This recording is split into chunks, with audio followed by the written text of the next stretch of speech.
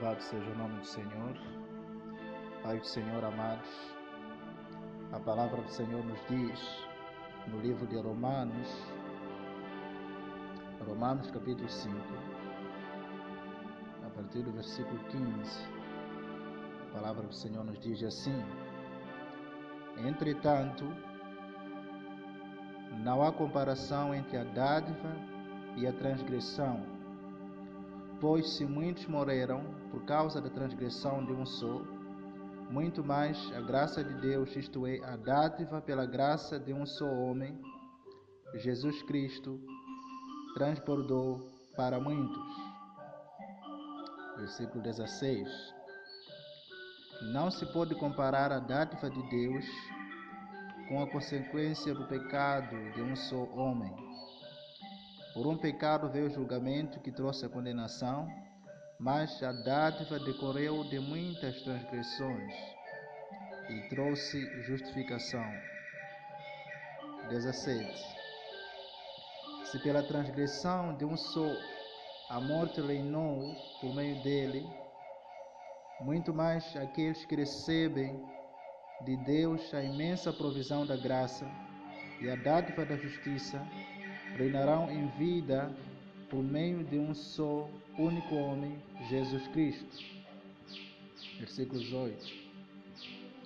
Consequentemente, assim como uma só transgressão resultou na condenação de todos os homens, assim também um só ato de justiça resultou na justificação que traz vida a todos os homens.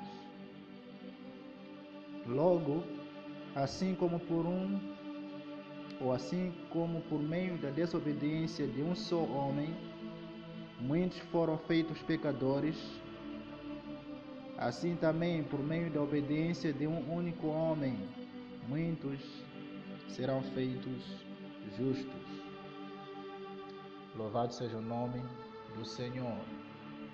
Então nós estamos a aprender aqui com a palavra do Senhor. Nós sabemos que a Escritura foi escrita por meio da inspiração do Espírito do Senhor, que Deus usou homens inspirados, usou homens santos inspirados pelo seu Espírito para transmitir as Escrituras, que é o próprio Espírito de Deus, ou em outras palavras, Deus mesmo está falando conosco através da sua palavra, que a salvação que nós estamos a desfrutar, a vida cristã, ou o caminho da salvação, aquilo que nos leva para o céu, custou um alto preço. Que o sofrimento de Jesus, a dor do Senhor Jesus, a rejeição de Jesus, o preço pago lá no Calvário, os açoites de Jesus, a tribulação de Jesus, a pobreza de Jesus, a falta de amizade de Jesus, a sua vida solitária, apareceu por causa das nossas transgressões. Veja que a Bíblia nos diz, no versículo 19, que foi por um ato de uma grande obediência que a salvação veio aos homens.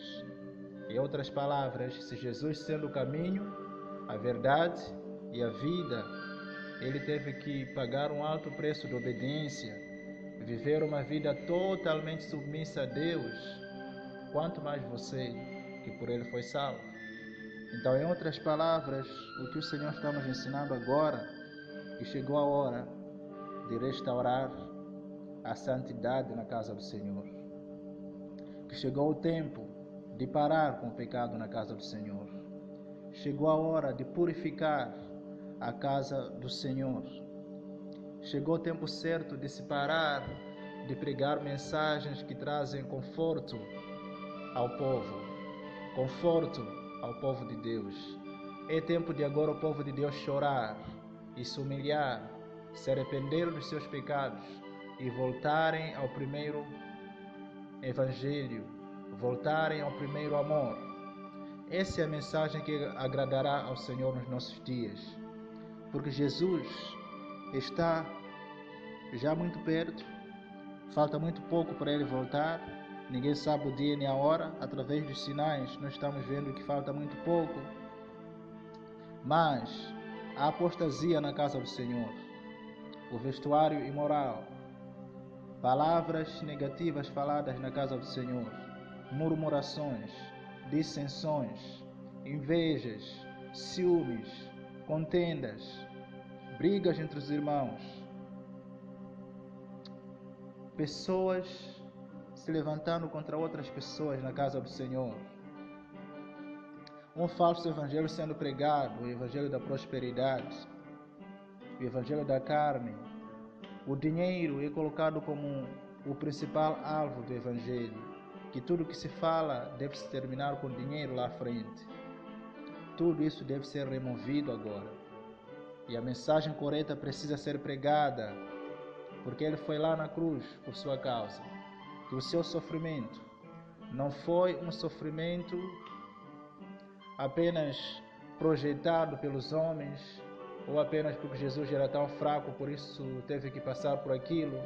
Nada disso. O seu sofrimento foi algo profético, algo que Deus, na sua onisciência, traçou para a salvação da humanidade.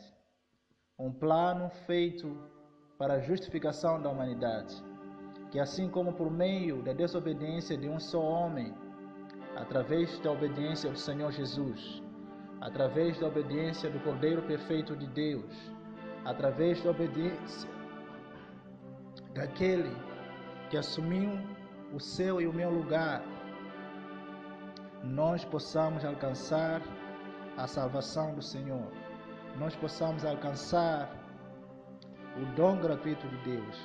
Veja que foi por uma tremenda obediência. Em outras palavras, o Evangelho deve ser acompanhado por obediência. Sem obediência, não se entrará no reino dos céus. Isto é, sem a santidade, você não poderá entrar no glorioso reino de Deus. Veja que o que destruiu Adão e Eva no jardim do Éden foi a falta de obediência. Então, por que agora a igreja do Senhor está na desobediência?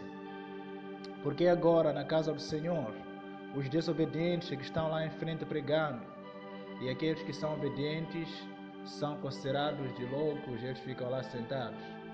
É tempo de restaurar o amor na casa do Senhor. Então, o que o Espírito do Senhor está falando conosco hoje é: arrependam-se dos vossos pecados, abandonem essa falsidade, sejam humildes, aceitem a correção, parem com esse vestuário que não agrada ao Senhor, parem com essas pinturas na cabeça, na cara, no corpo, porque o vosso corpo é templo do Espírito Santo. E aquele que destruir o templo de Deus, Deus também o destruirá. Louvado seja o nome do Senhor.